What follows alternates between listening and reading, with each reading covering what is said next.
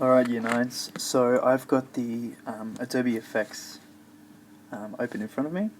So I just wanted to go through a few of the functions and buttons just to clear some of the doubt and confusion that you guys have been having. So to begin with, we'll just go with our camera option just here. So if you click that, you can change it from one view to two views horizontal, which we've got just here. So with our two views, we've got our different layers, which are our pictures. That triangle there is our camera that you can see. So this is basically a top-down viewing of what's happening in this one here. So next we've got our pictures just in here. So all the pictures we've been using and we've implemented or dropped in for our composition. We've got our composition settings just up here. So we know the name, comp 1. We can see the resolution, which is 1280 by 720. We can see how long it goes for, which is 30 seconds just there. And we can see how many frames it's going to run at, which is close enough to 30 frames per second. Now just a few notes. That one just there, that 00, that's your milliseconds.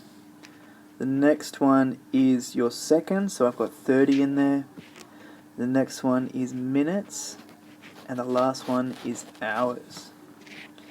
Now, going over to these FPS, that frames per second, what that basically means is how moving images are made, how movies are made, is by tricking the human eye into seeing lots of images very quickly that change, and that makes it look like the images are moving, that they're in motion.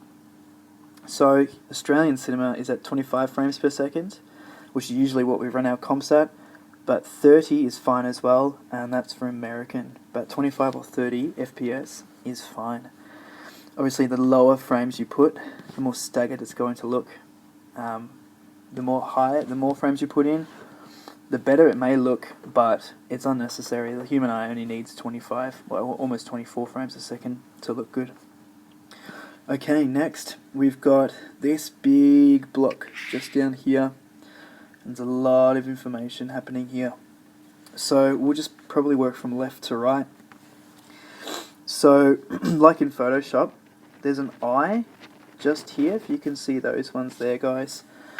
So those eyes mean if you push that button, that will turn the layer, like in Photoshop, on and off.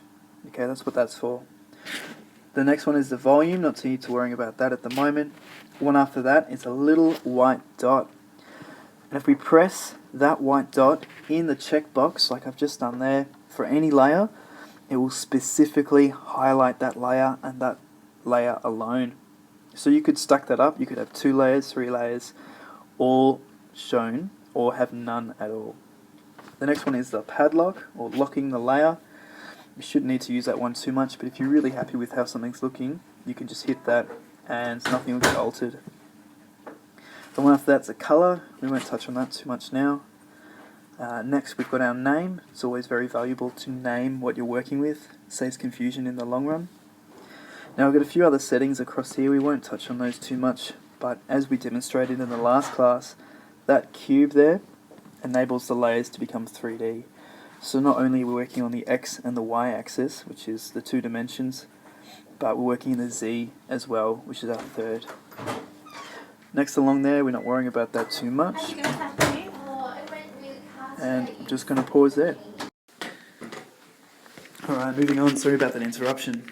So next we've got our timeline just here.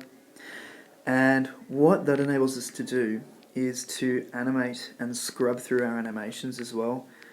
So to begin with, we've got a time count just here. So we've got 2 seconds, 4 seconds, 6 seconds. And that enables us to see how long something's going for along the timeline.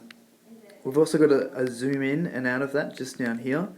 So the little mountain and the big mountain, you can have a play with that and obviously see which way each one goes. We've also got what we call our animation keyframes or our stopwatches. So I've put a couple in there already, just down here. And they are viewed by hitting that arrow just there to bring everything down.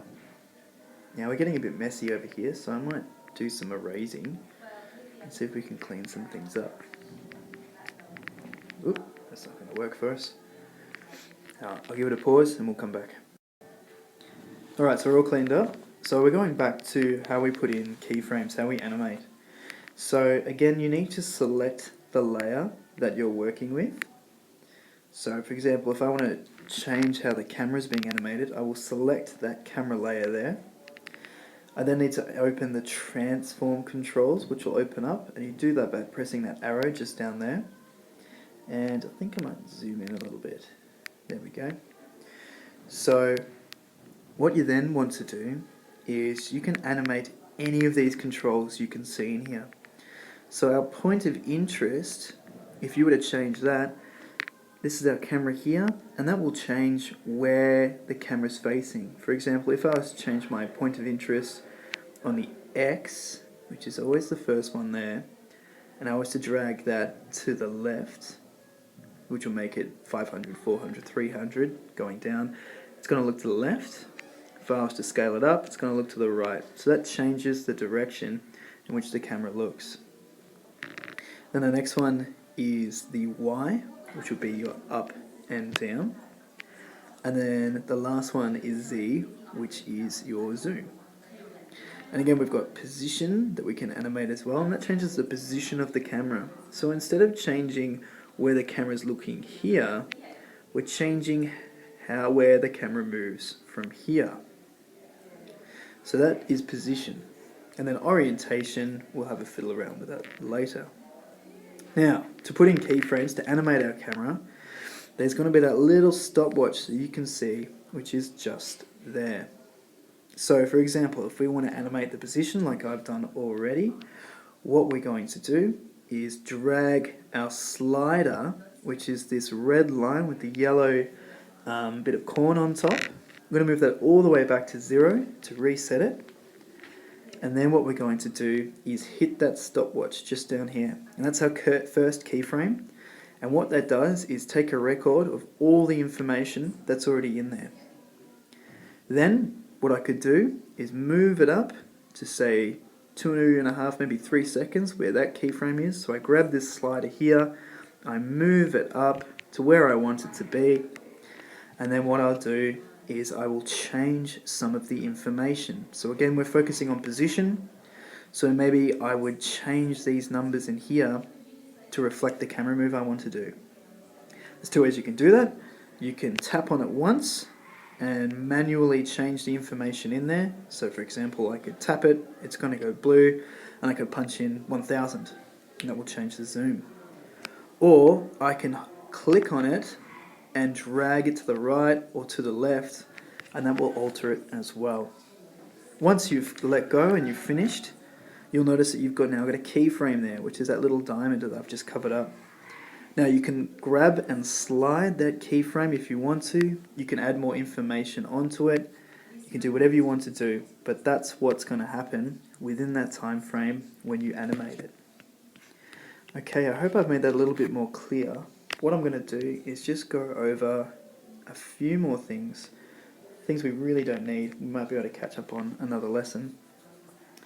Actually, I think we're good. We'll stop there. We know how to animate. We've gone through some of the information that we missed out on, and I'll see you in the next lesson.